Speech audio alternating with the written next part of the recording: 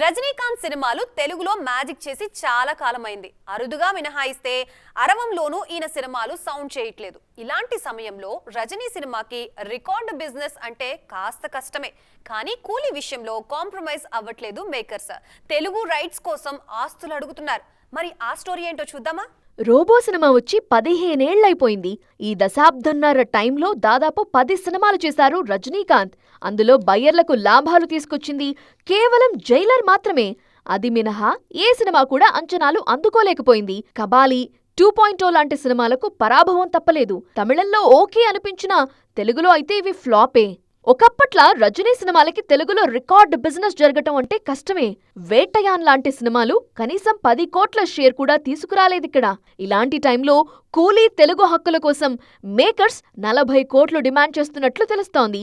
లోకేష్ కనగరాజ్ దర్శకుడు కావటం, నాగార్జున కూడా ఉండటంతో అస్సలు తగ్గట్లేదు దర్శక నిర్మాతలు. ఆగస్టు 14న కూలీ విడుదల కానుంది. ఈ సినిమాపై తెలుగులోనూ అంచనాలు భారీగా ఉన్నాయి. అయితే ఎంత నాగార్జున ఉన్నా, లోకేష్ బ్రాండ్ ఉన్నా రజనీ ప్రస్తుత మార్కెట్ ప్రకారం 40 కోట్లంటే కాస్త రిస్కే. పైగా అదే రోజు వార్ 2 వస్తోంది. జూనియర్ ఎన్టీఆర్ ఉన్నారు కాబట్టి తెలుగులోనూ దీని ప్రభావం ఎక్కువే. మరి రేటు విషయంలో కూలీ తగ్గుతాడా లేదా అనేది చూడాలి.